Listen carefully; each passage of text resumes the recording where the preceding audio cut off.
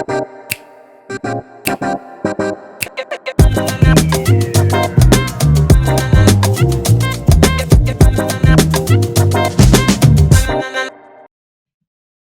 everyone, my name is Katarzyna Kulczycka and I would like to invite you to our new episode of the Loyalty Expert Voice.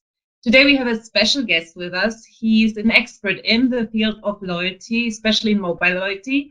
And please allow me to introduce to you Nick Chambers. Nick is director at the Mobile Loyalty Technologies.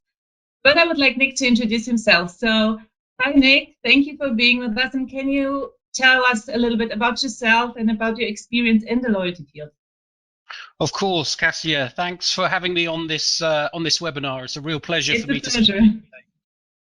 A little background for myself then. Yes, I've been a loyalty marketing consultant now for the best part of 10 years. As you say, I run my own boutique management consultancy, and we specialize in payment and loyalty, and the combination of payments and loyalty delivered over the mobile channel predominantly. For my sins, and also I am also the managing partner at the Customer Strategy Network. So I wear two hats, as well as my consulting. I also help with the global practitioners who are all specialists in loyalty marketing as well. Oh, so it's really something. And I guess your favorite topic is mobile then, right?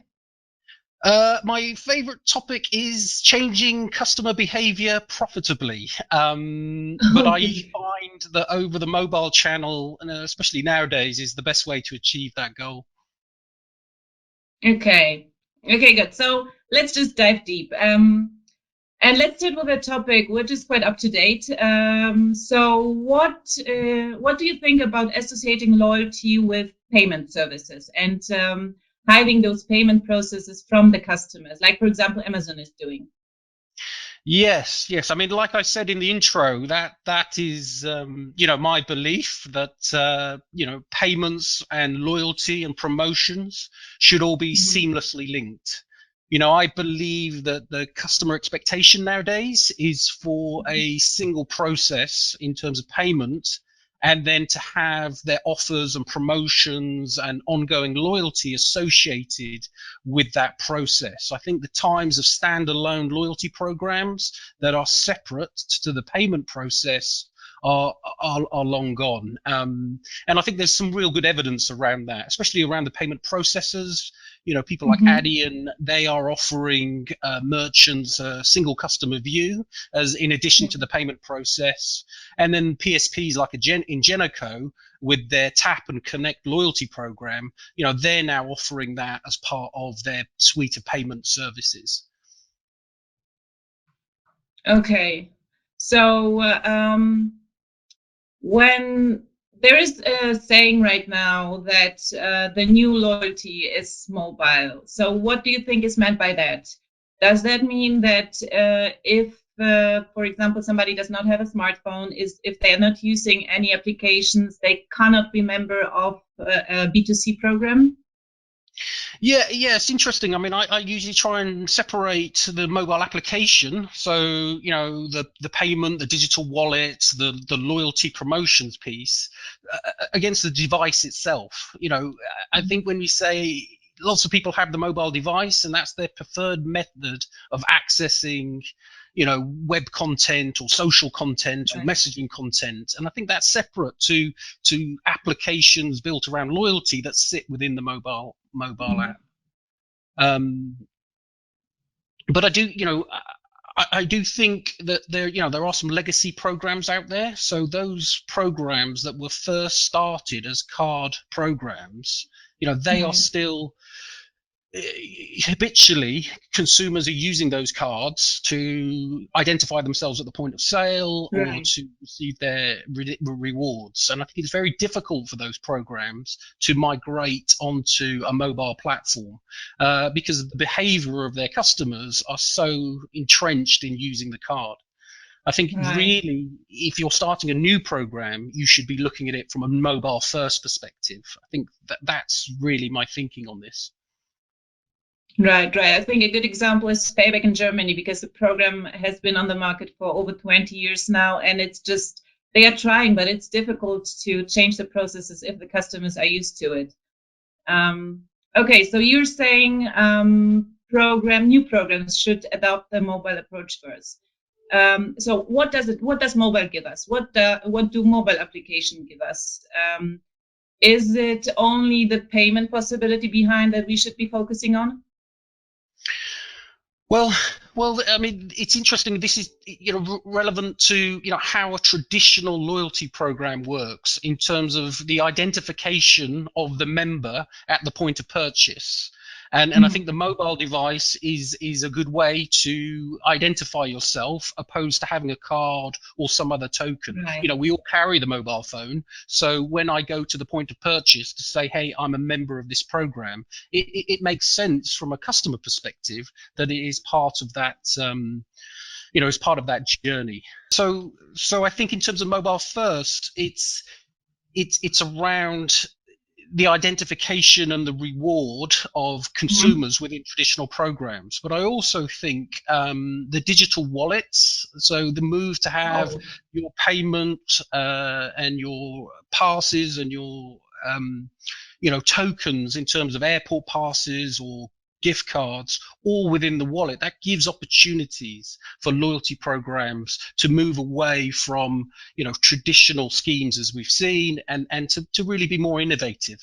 Right. So do you think also this could be a way to engage the younger generation? And I'm thinking here especially about the Generation Z customers, who will be our main purchasing power quite soon.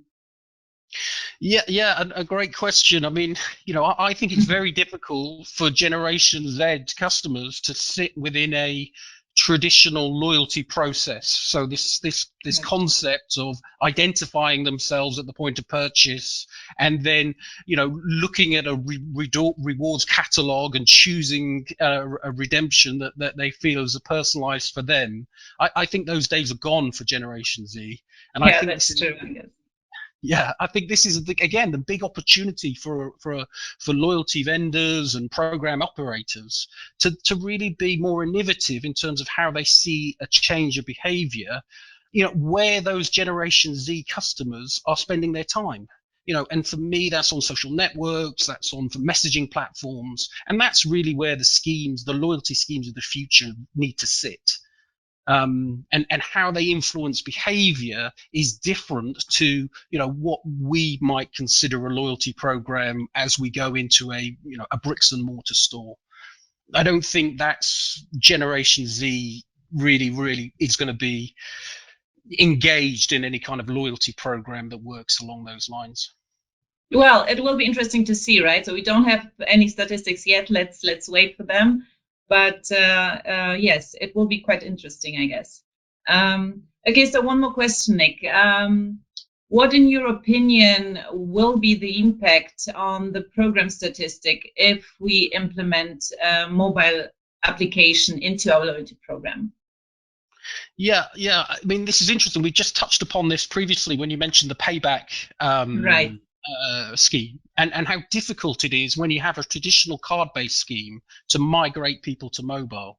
From my experience, and we see this here in the UK on the Nectar program and on the Tesco's program, that it just puts more cost. Rather than being a benefit to the program, it just puts a larger cost base, and you're effectively dealing with your members through different channels. Where we're seeing Amazon Go is a good example, Lidl here in the UK, where they've launched mobile first applications. I think that gives them the opportunity to really drive down cost and then drive up a return on investment on those types of programs. Right. Yes, and I totally agree. Summarizing, if we have a program which is very mature and is card-based, it might be difficult to effectively transfer it to the mobile world. So you would rather suggest to do a redesign from scratch on and to think about how to have this mobile-first approach in the program. And also every new brand who's thinking about implementing a loyalty program should think about a mobile application in the first place, right? Yes, I mean, we touched upon this earlier with the payback example. I think it's always an interesting position if you're trying to introduce a mobile within an existing card-based program. For me, that adds cost and complexity to the customer experience, where they're used to habitually using their card. To change their behavior to use a mobile device, I've not actually seen that as really successful. We have examples here in the UK of the Nectar program, which was a card-based program, and they've introduced the mobile application, and they haven't migrated customers to use that.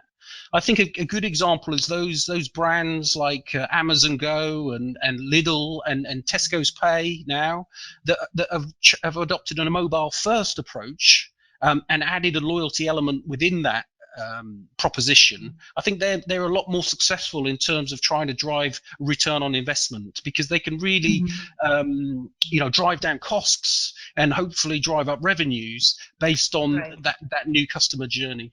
Yes, I believe, we're giving them more in this case, right? We're not taking anything away, we're just adding something to it. So for your active customers, this should be a plus when it comes to the loyalty program. Okay, so this was very insightful, Nick. Thank you so much for today. Is there anything else you would like to add? No, as I say, it's a real pleasure to meet you and to be able to talk to you like this. Thank you. Really thank you so much. Okay, thank you. It was a pleasure to have you. That was Nick Chambers, and thank you also all for listening. And stay tuned for our new episode.